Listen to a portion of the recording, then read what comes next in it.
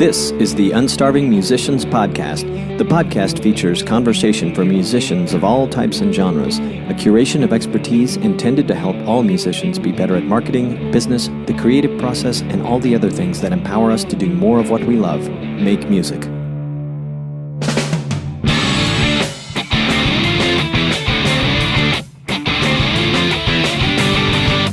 Hola, boys and girls, friends of planet Earth and musicos. This is Robonzo, aka Roberto.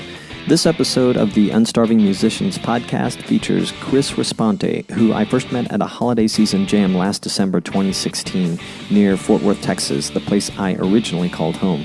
Chris is a gigging musician for hire, a songwriter and recording engineer whose guitar work has been featured on the HBO series True Blood and The Tonight Show with Jay Leno.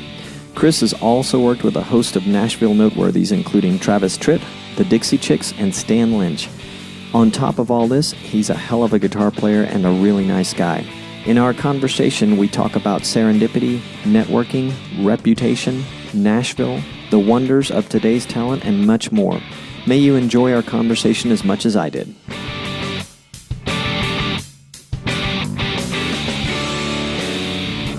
So Chris, welcome to the show. Thanks for having me. Yep, absolutely. See, you sound more relaxed now. For those of you who are listening, we had to start over due to some technical difficulties of our producer, yours truly. I totally messed up everything. So, Chris, you and I met in December. We had a mutual friend who put together a kind of a holiday jam thing, which would imply it was a little rookie-ish, but it was everything but. There were a lot of talented people there, yourself included. I so enjoyed listening to you play, and we connected on Facebook. And because of our mutual friends, I've kind of been able to observe some of the things you have going on currently, which made me a little curious about what your past has been about. And I found out that you've done some amazing work in Nashville. You've worked with some amazing people.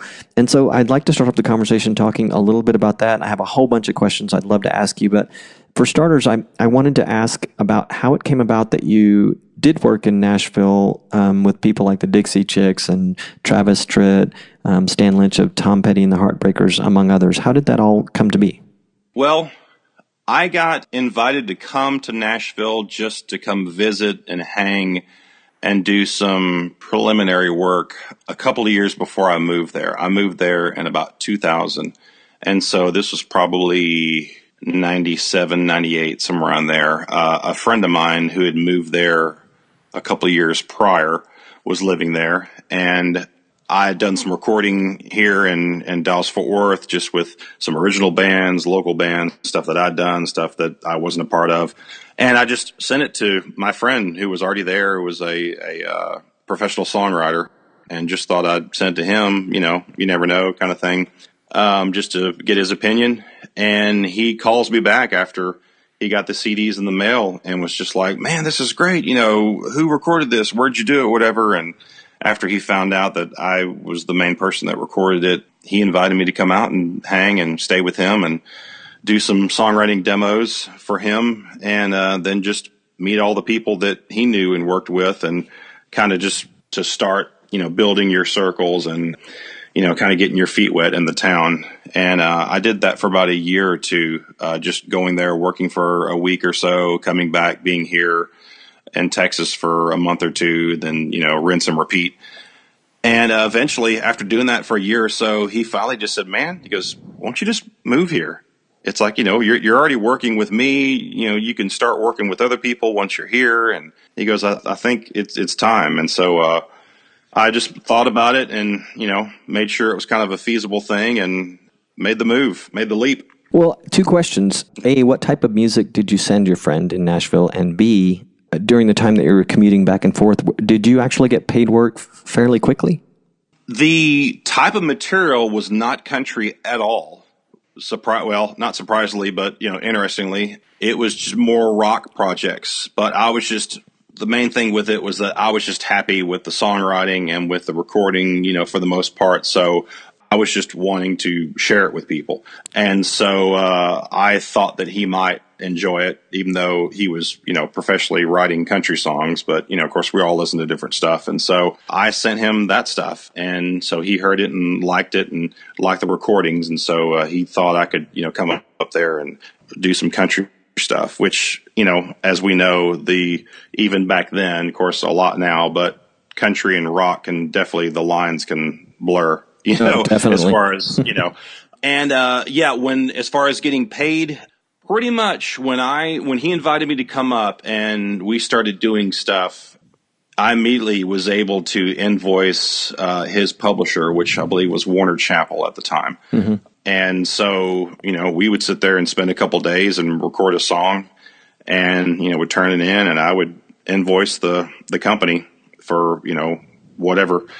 And, of course, with that thing, it's like you send it off and it goes to either New York or LA into their offices where they do all the bookkeeping and stuff, and it may take 6 months before you get it. So nobody was getting rich, that's for sure. It was more about just getting into the business at the time, building up clientele and building up, work. So, but I was fortunate enough that just through this one guy, his name was John Davis, that I was able to get there and at least, immediately start working with one person. And then that eventually his co-writers would hear stuff and people, and then him playing stuff around town, they would hear stuff and be like, oh, wow, this sounds pretty good. Where'd you record this? Or who'd you record this with? And, then it's like, well, actually it's my friend, blah, blah, blah.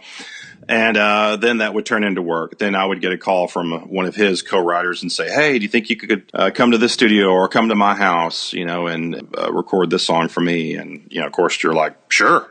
Yeah. For the mayor, just that's how I built the recording world. And it's pretty much how everybody does it. You work with one person and hopefully other people hear it, and then they call you, and you just keep getting your circles larger and larger.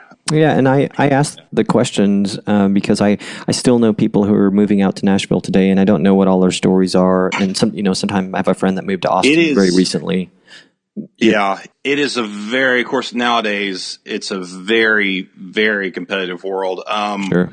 The one thing back then, this is 2000, early 2000s, recording at home or recording with your own gear, which is a lot of what I was doing. I had, all the gear and to record a full band or a whole record. So that kind of set me apart from some people. But there was not total confidence and you could do records at home or do records in a home / project studio. Yeah. Or even, a lot of stuff I had was like converted garages where when you were in it, it felt and looked like a commercial studio, or at least, fairly decent. Mm-hmm. But there was still that whole, oh, you're not recording at, blah, blah, blah studio, Ocean Way or all these other places, and so the suits or powers that be, there was definitely some skepticism back then about, can you really do stuff, out of a commercial brick and mortar studio that's going to sound good and, compete and all this stuff. And you just had to do it and turn it in. And then they'd go, oh, well, yeah, that sounds cool. Great. And it was actually cheaper. So, of course, nowadays. So you guys you and your friend were recording stuff more on I don't want to say DIY, but in a home studio environment, like what you'd cultivated before like when you introduced your friend to the music that you'd already worked on. You guys were, instead of recording in real larger studios, you had put something together on your own and were turning in work?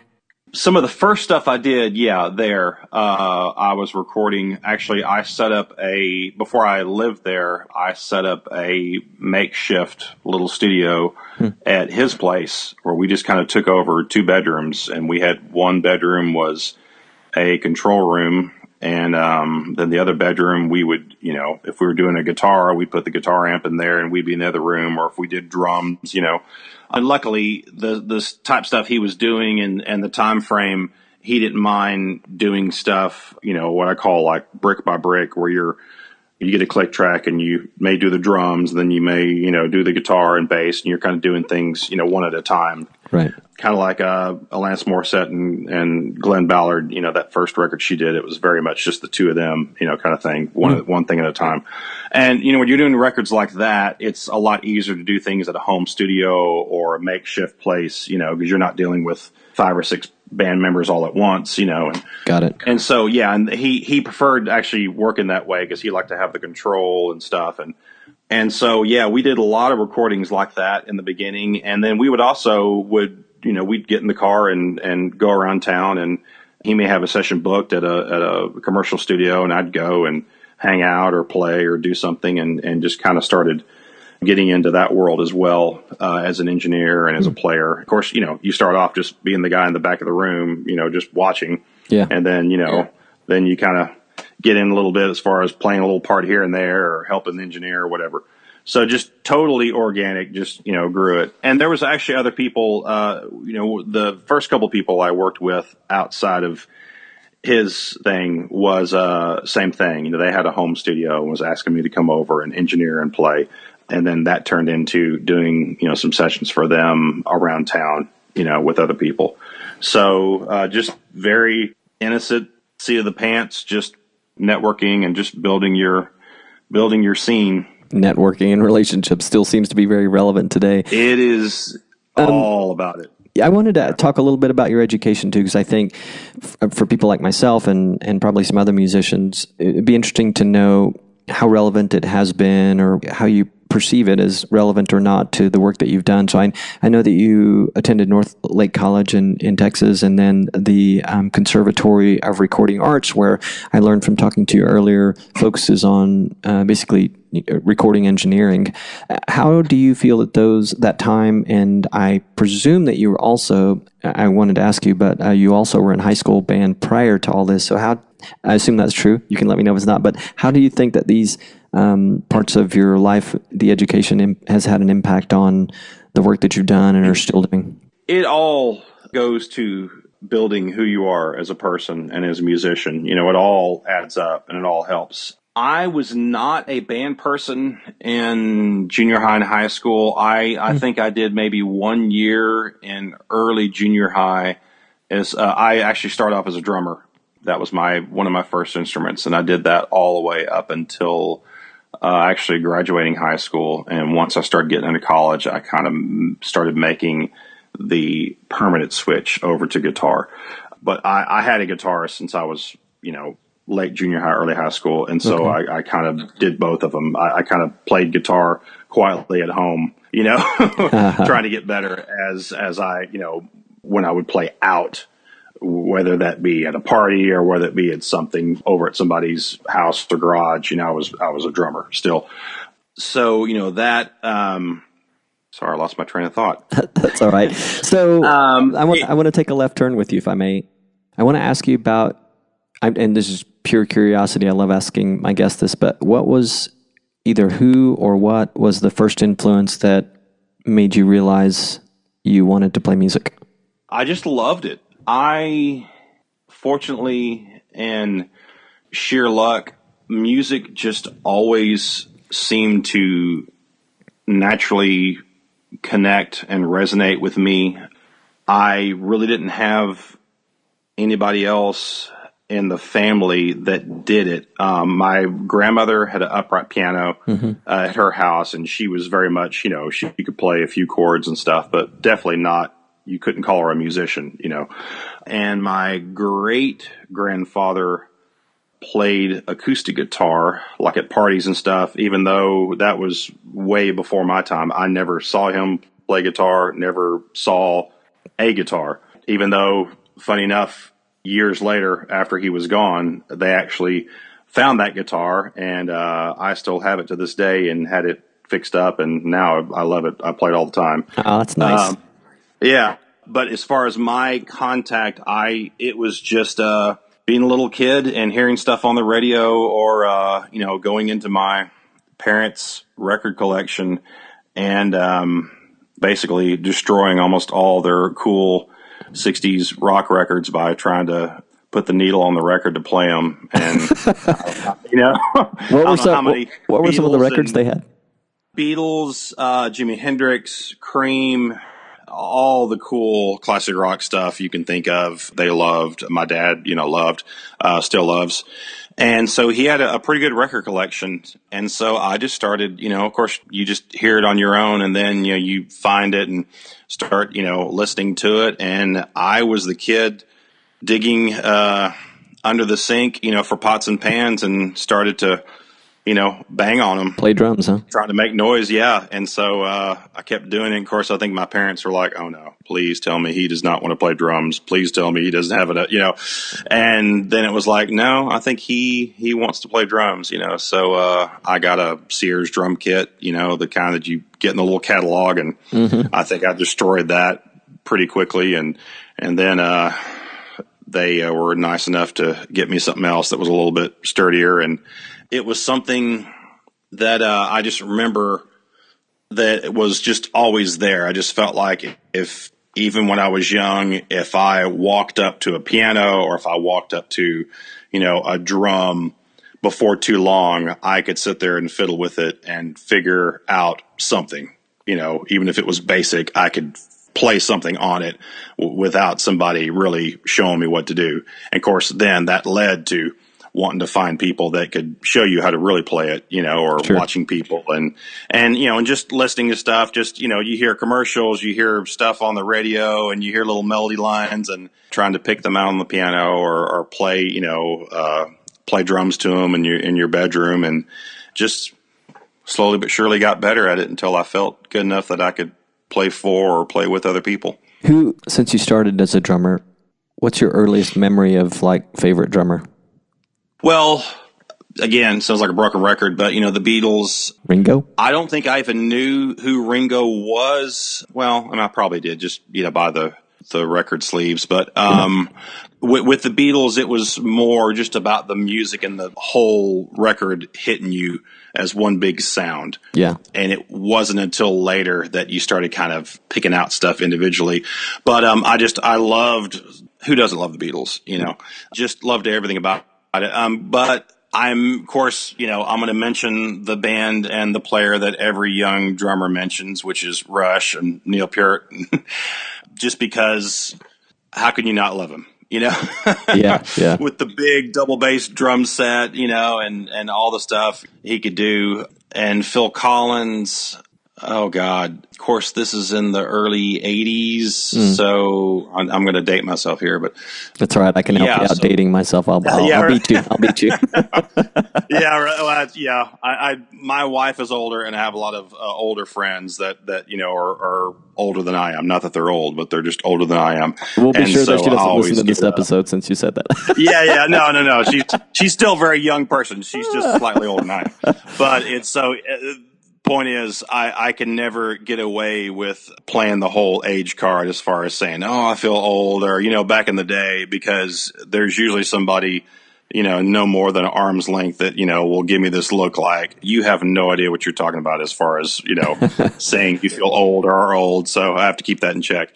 Yeah. But yeah, I'd say Phil Collins I loved as a drummer, just for some, of course, all those Genesis records and his solo stuff, just the drums were so up front, and he just had the coolest parts, and that left-hand ghost noting stuff that no one really did a whole lot of, I remember that really stuck out. And then, of course, Neil with Rush and all that. The Exit Stage Left record with that big long drum solo in the middle of it, the live record, those were big. And Larry Mullen from U2, again, that Live at Red Rocks, the video and the record, that was a big influence just because you could see him. That was the cool thing about early MTV, was that a lot of stuff was performance videos and live shots. So it's like, you heard this song, but then you're actually seeing the guys doing it. You're like, oh wow, that's way cooler when you can actually see the people and see them do it, as opposed to just this mystery of just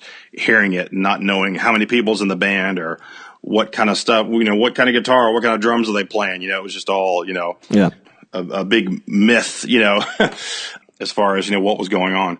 Right. So yeah, that was what's influenced me. And then, on guitar, Eric Clapton, was big, Stevie Ray Vaughan, Jimi Hendrix, all that bluesy classic rock stuff, British rock. That was probably my first influences. And then from there, it got into more people, Mark Knopfler and Lindsey Buckingham and Mike Campbell from, the Heartbreakers. Right.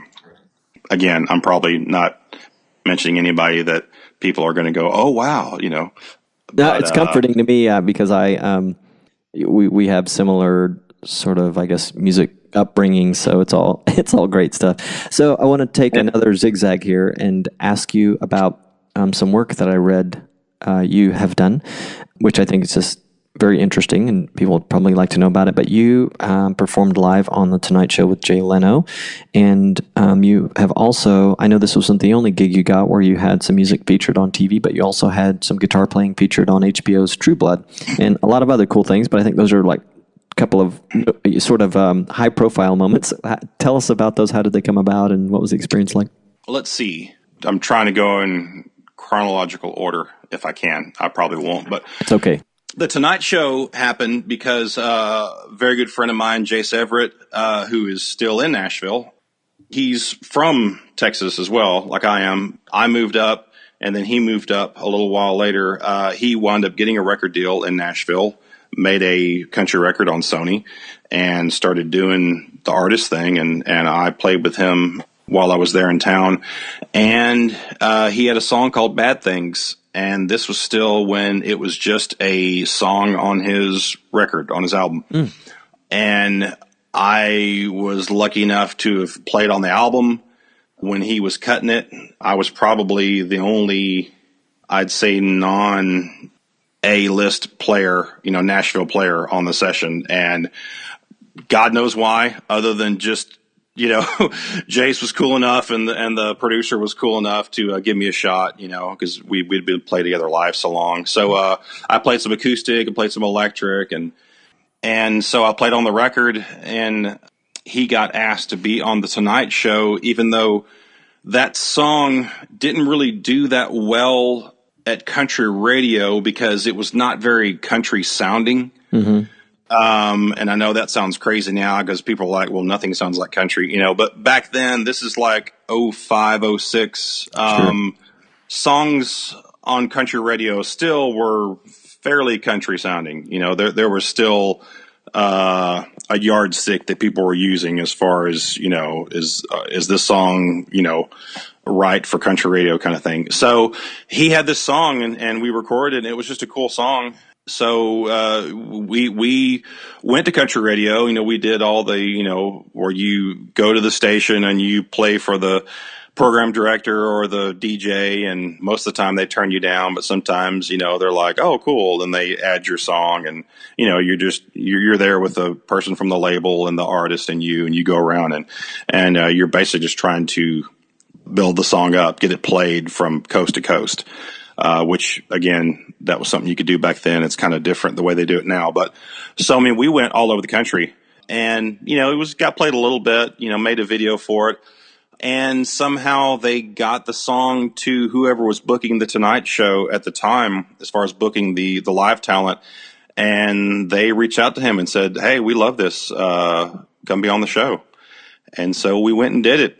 And for a whole day, we thought we were the biggest thing since sliced bread. I didn't know the two gigs were connected. That's so fascinating. Yeah, so I'm trying to bridge all these together because they actually do fit together.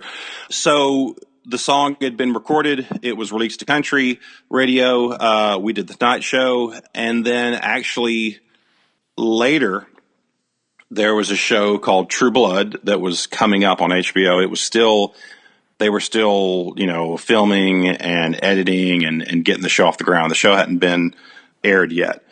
And the music supervisor of the show somehow heard the song Bad Things and liked it and was using it temporarily as the theme song for the show, thinking that they were going to find something later. By the time the show aired, they thought they would get someone to actually write and record something brand new specifically for the show.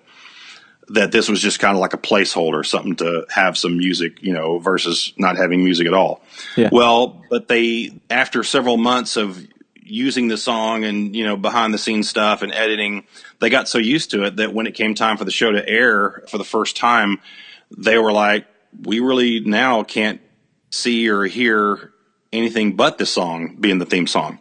So that's when they reached out to him again and or maybe for the first time and said, we want to use this song. And he was like, Sure. So that's when the song got a whole new life. It got reborn again as far as being used for that. And the fact that I'd played on the record this year or two prior to that, when it was just for his country record, and they used, all the original tracks. I think they may have remixed it, but they didn't replace any tracks for the TV version. So I was lucky enough that I played guitar on it. That's cool. And so so that was great. So it was just kind of just lucky beats smart kind of thing, or lucky beats good sometimes.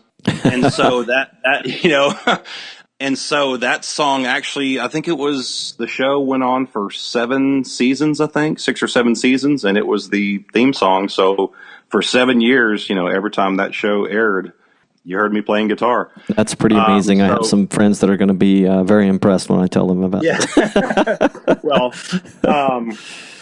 and also I have to totally give credit to my friend Eric Borash, Ebo. He played guitar in it as well. He did the main riff you hear is actually Eric, and then you hear me do the solo in the middle, and then I think I'm also doing some color stuff. It's been so long, I'm trying to remember. I played acoustic, and then I did some color rhythm stuff. So I'll have to go listen to it again. I've never listened to the entire track.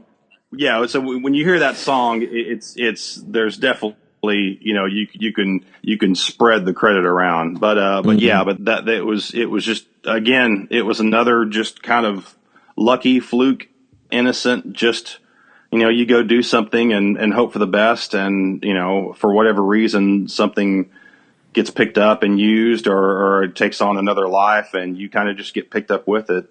And so Jace had a lot of success and a lot of opportunities happen, of course, after that, because, millions of people every week were hearing the song and wanting him to do other stuff. And of course, then, this was a year or two after country radio kind of passed on the song. So then it was kind of a last laugh kind of thing, Yeah, it's definitely kind of a niche. It's kind of a niche sound. I could see, I guess, why that might have happened. Rockabilly. Mm-hmm. It was a dark minor key song, rockabilly, So yeah, it was. I mean, I don't blame country radio for not knowing what to do. And the thing is, it was kind of a little bit ahead of its time in the sense that this is before people were really pushing the envelopes of country radio. Where now, I mean, there's stuff that just sounds like rock or rap or pop. I mean, just doesn't sound like country at all. And country radio takes a chance and plays it, and totally gets behind it and doesn't even worry about the genres. But back then, it was very hard. So it was just a timing thing. But we were just very happy and lucky that the song was discovered again and had a second life. It definitely propelled a lot of us further down the road as far as our careers. That's cool. Speaking of radio, I have a friend that's going to come onto the podcast later in the month, and he hosts an indie radio show called Appetizer Radio, and he has written a book. I'm going to get the title a little bit wrong maybe, but it's the DIY Musicians Radio Handbook. And in it, he talks about the relevance of indie radio for artists that want to get their music out there, and particularly those who are on the DIY route. They're not, represented by some big management company. And now we're moving sort of into, we've spent our time thus far talking about the maybe late 90s, early 2000s, and you and I know how much music has changed. But do you see indie radio as relevant for artists today, the up-and-comers, the DIY artists? And also, just kind of on a side note, is it relevant, or has it ever been for country? Because I think of pop, I'm a pop and rock guy, and I'm sort of in that world. Although I do, much to my wife's chagrin, I'm enjoying country more and more, the kind of alternative country stuff. But do you think there's still relevance? Well, I think it's definitely, like you said, it's changed the town and the industry. I mean, I remember, first being there in 2000, it was a totally different scene. And then by 2005, it was different. By, 2010. Mm-hmm. So, I mean, every couple of years it was changing. And so God knows now the town, the industry in general, I mean, even in rock, I mean, just everything with the internet, with, the fact that really people just don't buy music very much anymore. It has really changed the industry, and it's changed how we make a living. And there are pluses and minuses. The pluses are that people really don't look to sell tons of records. And I think that, we've all realized now that nobody sells a lot of records anymore, or hardly, so we all of us are kind of at that indie level when it comes to that, Right. But what it's done is it's really forced people to getting their live show and their touring and their concert scene happening, and their fan base, because that's really where you're going to make your money as an artist, is touring and playing gigs and merchandise, T-shirts. And I think you will sell some stuff as far as hard CDs at shows, but there's just, there's hardly any record stores anymore where there's physical product, to go to. And then, a place like iTunes, what's hard is that you have so many people that just will go and just buy one song. Right. I did that this week. Yeah. It's when you can do it, you will, kind of thing. Like if somebody offers you ice cream 3 times a day, to eat, you're probably going to do it, at least for a while, whether it's good for you or not, or good for everybody else around you. So, the fact that this technology and things have been made available, it's just, unfortunately, that's just the way, things work now. And so tons of people will just go to iTunes, and if they are buying music and, they go and buy a song or two, and it's very hard to make a living or to break even or, make your ends meet when people are just cherry picking a song or two off you. Because when iTunes is only selling it for $1 or $1.29, and then you only get, what is it, about 30 cents of that, I think, goes to the artist. I don't even know, but I understand it pisses a lot of musicians off, so it can't be it's about a quarter to 30 cents for every single that gets sold. It makes it to the artist. And when I say artist, I mean their camp. That means if you're a band, you are splitting that quarter 4 or 5 different ways. You're splitting it with your management, your manager. You're splitting it with the, so it's just, again, people out there, don't hold me on those exact numbers, but it's right around there. So you can see how it's very hard to make a living when people are just going, oh, I'll take that song from this guy, then I'm gonna come over here, I'm gonna take that song from that guy or that girl. And so you can't rely on, when I think, like what I've said and other people said, really records these days are more like living, breathing calling cards, business cards, or commercials for your live show. Sure, it's like make a record. Yeah, it's like writing a book. I became familiar with this because I self-published a book recently. But there's a saying that says that your book is basically a $20 business card. But it's good. It's all content, which is great. And as we're building our fan base and our body of work, whether it's the $20 business card book or like you said, something that's an add-on to a live show, a CD, it's good stuff. Yeah, and the nice thing is that it really, I think, has forced people, or at least got people more, I think in recent times, out to seeing shows again. Because I think if you want to hear music these days, I think a lot more people are experiencing it live and seeing their favorite bands, or seeing bands like, the indie bands and stuff that you may not hear them. Well, you're probably not going to hear them on mainstream radio, and of course with YouTube, again, the whole world's changed, and you can, on those avenues, you can listen to whatever you want, whenever you want. But yeah, so I think it has kind of, and it's pushed older artists to get out again and play, because, they're not making the royalties they used to make, where you can just sit home and, rake in the mailbox money. Yeah. So I think that the plus is that it has made the live music industry grow and flourish and expand. And it's definitely fed that whole part of the industry. Whereas maybe there was times in the past where it wasn't as big as it is now. So that's nice. I'm really happy to hear you say that too, because I felt that in recent years anyway, that live appreciation for live music has gone down, but a lot of it though, because there's been such a change with all the forms of entertainment. But anyway, I think you are right, and kind of warms my heart to hear you say that it's making a comeback. Yeah. Well, I mean, like, Travis Tritt, one of the people you mentioned, that I've worked with, a lot of people, just because you don't hear him on the radio as much as you did back in the day, and he has never lived in Nashville, even though he's a Nashville artist. He's from Georgia, from the Atlanta area, and lives around that area to this day. So he's kind of off the radar when it comes to a lot of country things, a lot of Nashville things, but yet I was with them the last 4 years before I moved back to Texas. And every year we toured about as much, if not more, than probably anybody else I've worked with in my time in Nashville.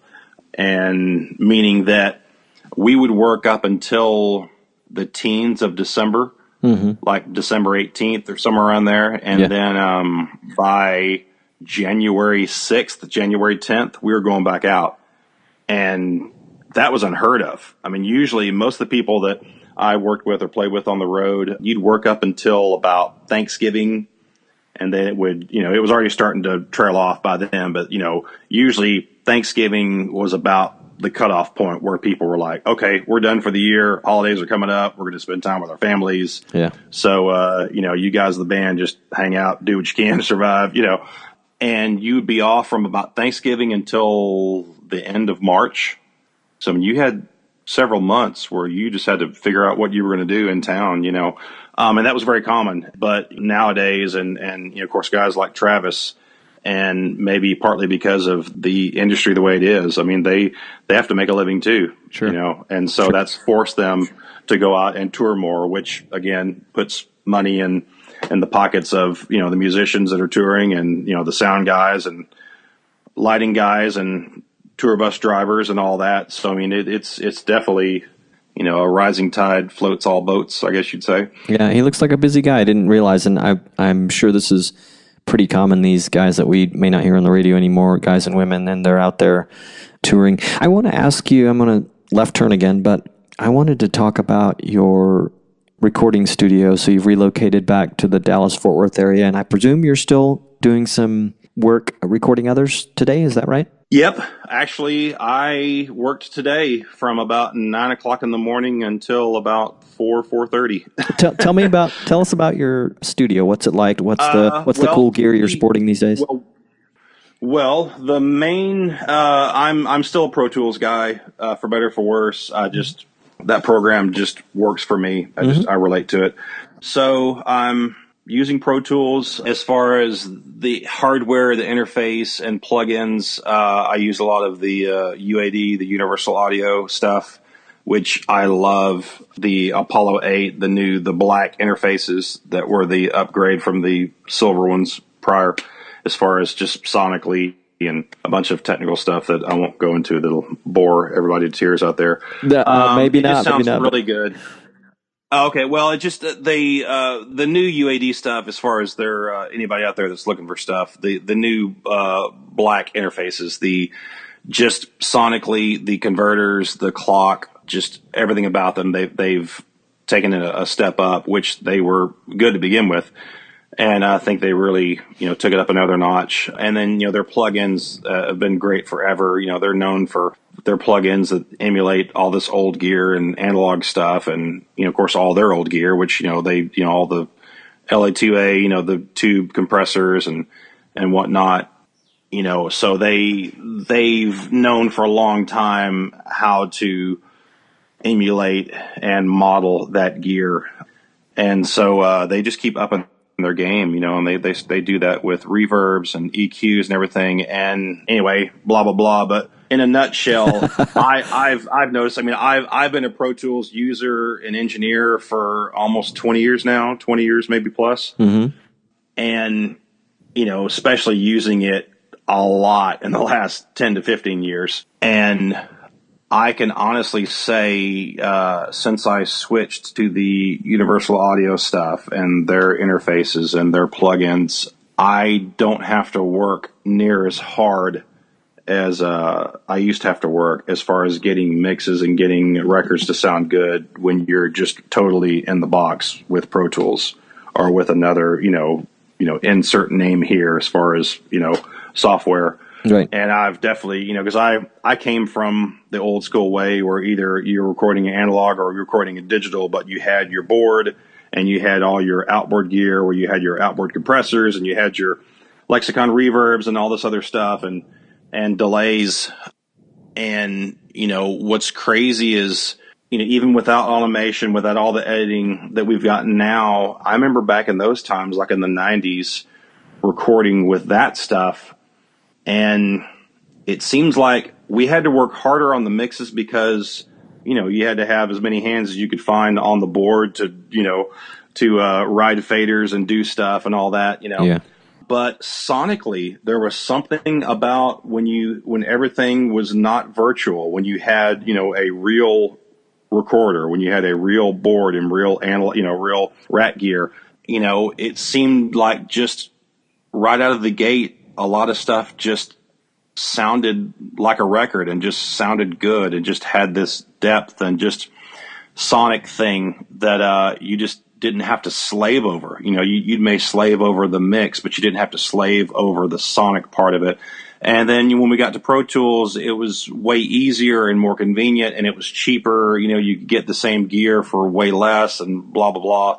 But there was always just this sound, this kind of cloud over the recording and the mix that was just like, man, I'm having to drive this thing like just on the knife edge to try to get it to sound like I want it to sound like and get it, and there was no good reason why. There was no explanation. Of course, people tried to, and, different theories, but it was like, well, just, they don't make them like they used to kind of, kind of talk, and it was like, well, okay, well, this is what we use or what we have to use now because of the convenience. So you just got to make the best of it. So you learned how to make things sound as good as you could, with the new gear and all that and being totally in the computer.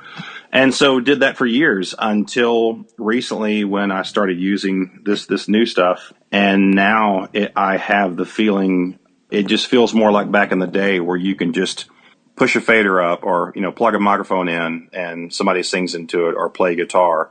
And when you push it up or when you start getting your first mix, going and you're like, wow, without me really having to sweat, this thing's sounding like a record. And so I'm very happy with that stuff. So anybody out there looking for, I would very, very much recommend their stuff. Yeah, thanks for the tip. And how long has this particular technology been out that you're so excited about? It's been a while. They've been a company for a good while now, but I think in the recent couple years is when their stuff really started coming on as far as being more of the industry standard, and you started seeing their interfaces, in people's racks. When you saw pictures, you see pictures of people's setups at home or whatever. And you really started noticing like, wow, I'm seeing that same interface and I'm seeing that same screenshot of plugins, all the time now. Like people are, the guys that really know or, or that are making these really good records, like I'm seeing the same, reoccurring stuff. And it was for good reason because it to me, it's some of the more organic, better sounding stuff that I've heard as far as digital stuff.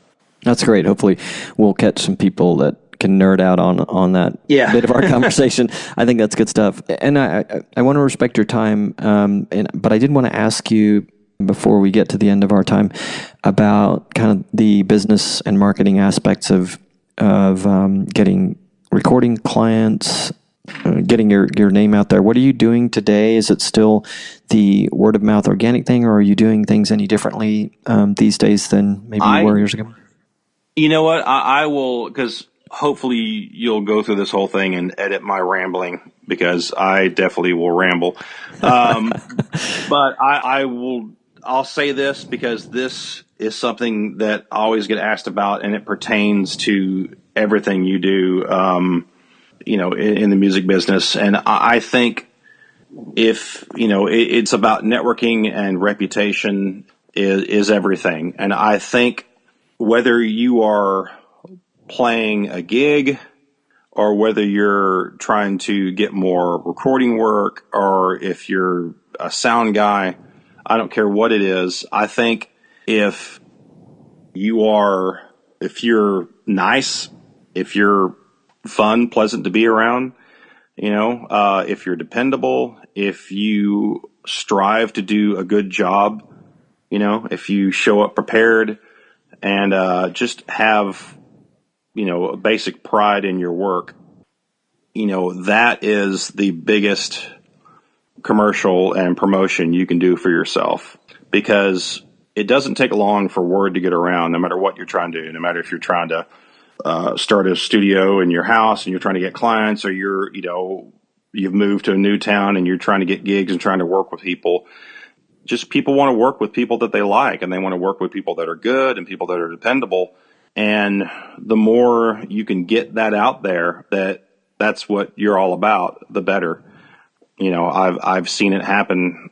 If you don't have those three things, I've seen people get passed up for gigs, and I've passed up people hiring. And I'm sure there was times where I didn't take care of that side of things, and or let some of that stuff slip. And I'm sure I've been passed up for stuff, because of some of those things. So it's really important. I couldn't stress it enough to young players and even old players, just the importance of the hang, and just the pride in your work, and just, being dependable. Because it's, whether you're doing it for fun, or whether, it's a business and someone's hired you for work, for hire, for money, that nobody wants it to be hard. They want it to be fun. They want it to be easy. They want it to be, a cool experience. And so the more you can get out of the way and contribute to whatever it is being a positive experience, the better it's going to be. And the more that person next time is going to be like, you know what, call Chris or whoever, Yeah. or whoever, whoever it may be, because, they just, in their mind, you're thinking, man, last time it was great. So I want that again, whether it was the gig or, whatever you're doing. Well, for those kids that are listening, it's the same boring thing that the other pros say. Be nice to people, get out and meet people, show up, know your stuff. So that's good. It's refreshing to hear, it's a common thread among people that are doing what they do well. It's, whether you're a doctor or a lawyer or a carpenter, it's the universal law and just rule, and just the way it works. So back to recording and indie artists and the change in the industry, what trends are you seeing within the platforms on which music is being released these days? Which ones are you finding interesting? And I'll give you a couple of specific examples of what I was thinking of, and curious to know if you know about. Maybe you know of some others that are similar or maybe different, but still interesting. But I've seen a couple of projects recently on Pledge Music or GoFundMe. These are recorded projects that are getting product and music to the fan base. Are you seeing stuff like this that you're interested in, or that you find interesting? Kickstarter and that kind of stuff? Yeah, and some of them are niched out very well for music, it looks like. Yeah, well, I will say right off the bat, I am so not an expert in that field. Okay. But yeah, I mean, what little I know about it, the positive side about, we were talking about before, not wanting to get into the whole old guy, shaking his fist going, kids today, they don't know, Back in my day. The positive thing about modern times is, technology is technology. And there's a lot of cool new stuff out there that is making things a lot easier and a lot more accessible, as far as artists and musicians, getting their stuff out there. I mean, look at YouTube, look at all these different things. Right now I could take my cell phone that I'm talking to you with from miles away. I can record myself in my little whatever space I want to be in and upload it.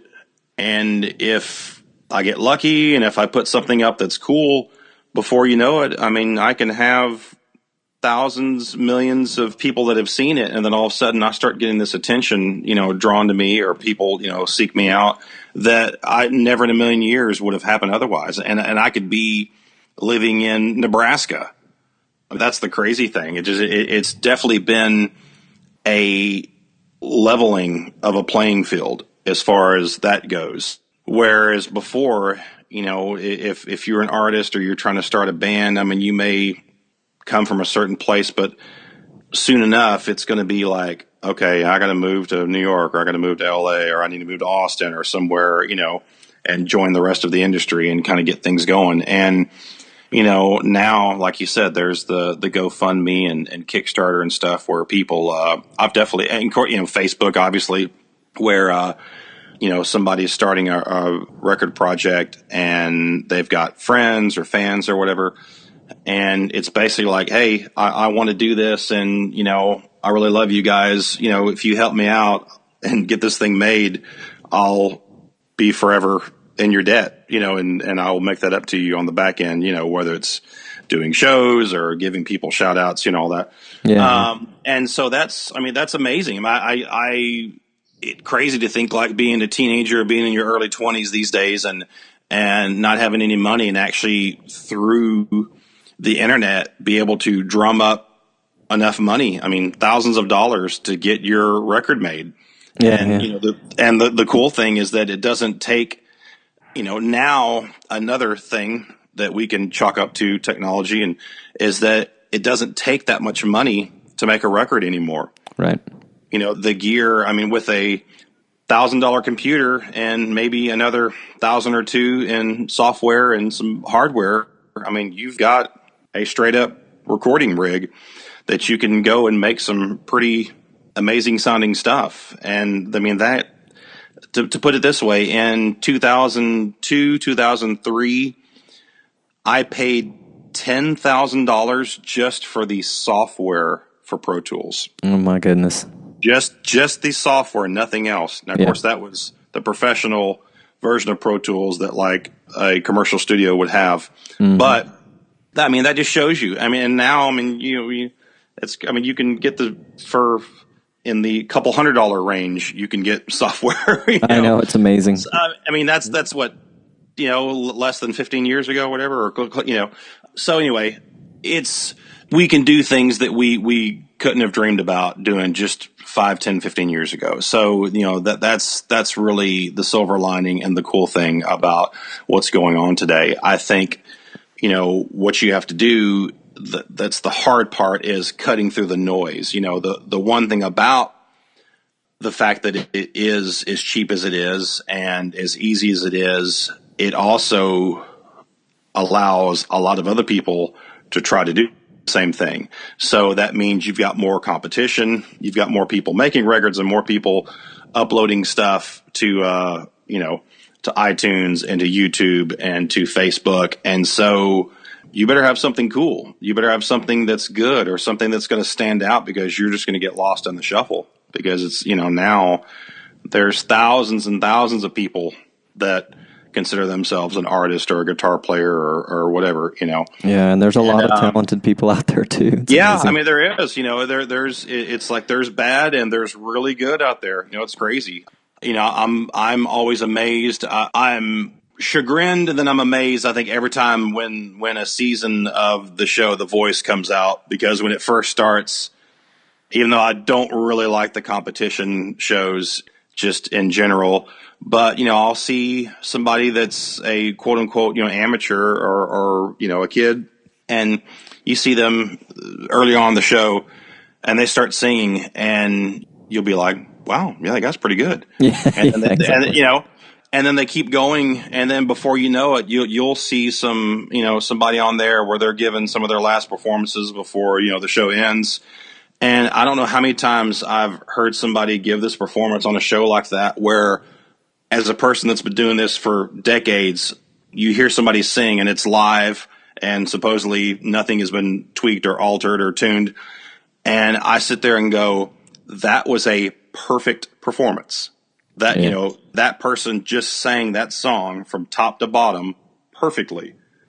And, and the thing is, we've all seen Grammy shows and Billboard award shows where you hear people who have had deals for a long time and that are pretty rich and pretty famous at this point, and you hear it and you go, oh no.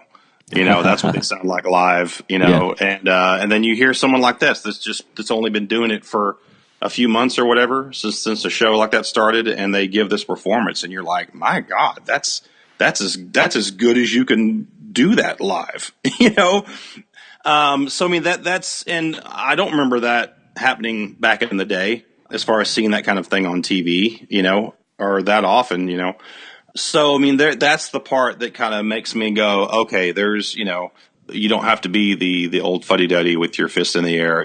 There's hope, definitely a lot of talent, and there's hope, and there's, there's ways to get your stuff out there. I mean, and I'm going to be in that same boat. I mean, I'm luckily, I've been very fortunate that, I spent almost 20 years in Nashville, and pretty much that whole time I was, working.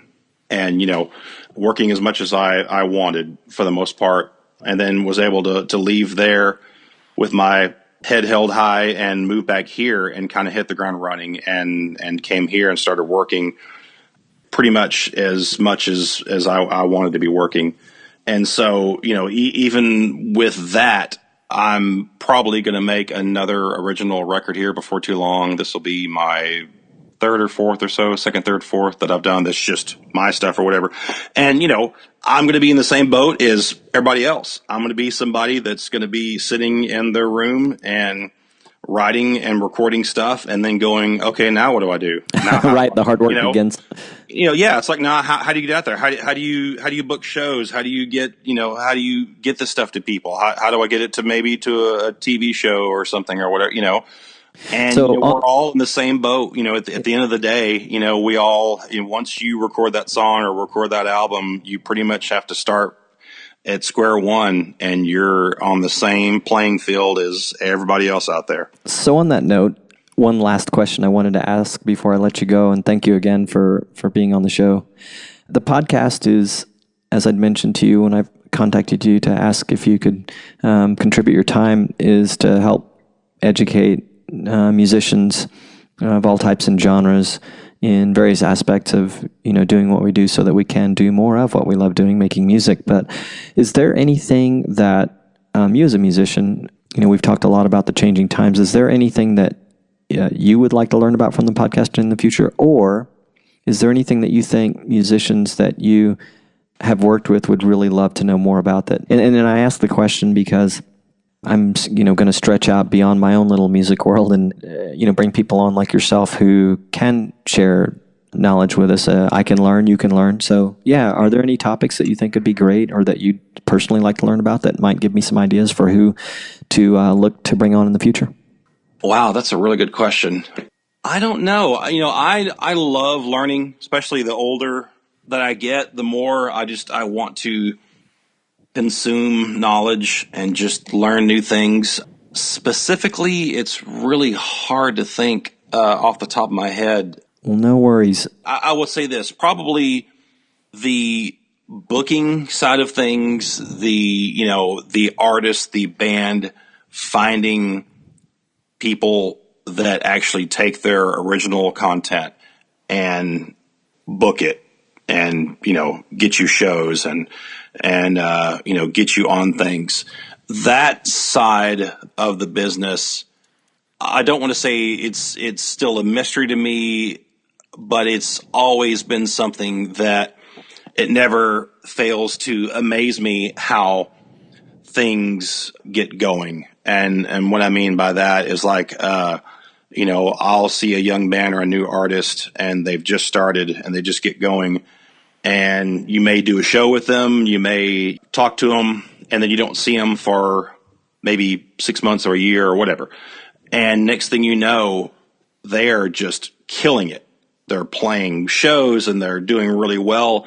And it always amazes me when people are really good at that side of things, at promoting themselves as far, or getting to the right people to get yourself promoted, to getting shows, to getting on tours with people, not as a sideman getting hired by a band, but like when you are the artist and you're not established yet and you're getting the opening slot on a tour, or you're getting, to play these big shows, that never ceases to amaze me, how people go from square one where they don't have anything going on to having a lot going on in a short period of time. So I guess, that I always take my hat off to people like that manage to get that going early on, because I was never good at that, or never had a great knowledge of how people were able to do that early on in their careers. And I've even known my fair share of booking agents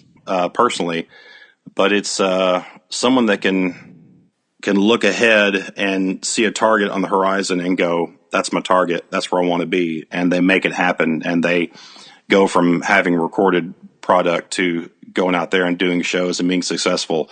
That's a skill. Yeah, Definitely. I think that's a good topic that a lot of people would like to know about. It's somewhat up my alley. Because I've written about it for musicians who are sort of weekend warrior people as far as getting out there and getting booked and, having venues talk to you. But I think in this case, we're talking more about getting yourself out on maybe a national level or a widespread level where you can make those first 1,000, get those first 1,000 true fans or whatnot. So I think that would be a great one to explore. Chris, where can people find you online or otherwise if they want to get in touch with you to ask you about recording your next projects, doing some session work, or whatever you're working on? As far as, get in touch with me right now? Mm-hmm. Really, I mean, I hate to sound so pedestrian, but I'm a Facebooker, for better for worse, So I'm, you can always reach me there if you don't have my number or my email. So, I mean, that's a good way. And that is on Facebook. You are... Yes, it's just my name. It's just Chris Raspante. Yeah, I'm sure. It looks like Chris.Raspante, and it's R, for those of you who are listening, it's Chris, the traditional, CHRIS .Raspante, RASPANTE, which I'll put all in the show notes. That's cool. Nice to know that you're accessible. And if somebody's really desperate, they can check in with me and see if I can get them your email or phone. But I promise to check with you first. Oh, that's all right. Yeah. But yeah, that's a good way to get with me, either, like with the private messenger or whatever. Okay. I try to keep up and let people know what I'm doing. A lot of stuff I'm doing is in town, live playing, and then, the studio. I'm still doing probably maybe every other month. I'll go do a quick road thing with maybe a Nashville artist or somebody, like a Ty Herndon, someone who I've played with, since probably 2010 or before. We're still in contact and still, good friends, and he's out there, doing it, and actually just made a new record. And I just got through doing a show with him, and there's going to be some more shows coming where I'll, go on the road and maybe do a West Coast run or do a South Texas run, and just, different people like that. So I try to, my thing, again, getting back to being the kid with ADD, musically, I really like to mix it up and not just do the same thing, not play the same old songs with the same people. I just like the change of scenes. And so I really like getting to get out there and do different things and meet different people and play with different people and just stretch, just really stretch as a musician and as a person. And so kind of a little bit of everything. So, and I try to let everybody know on Facebook or, wherever else what's going on. So, and if you're out there and,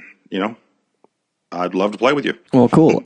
Keep posting your gear pictures, by the way, and be sure to post your shows that you have coming up. I'm sure there are going to be some people that want to know a little more about you. And thank you so much again for giving me a little bit of your time to have this conversation today. And we will talk again soon, I hope. Yes, no problem. Yeah, and thank you for having me. It's been very fun. You bet. Take care.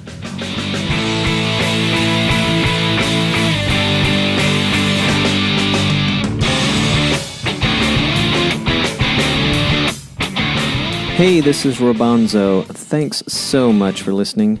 Did you know I'm also an author?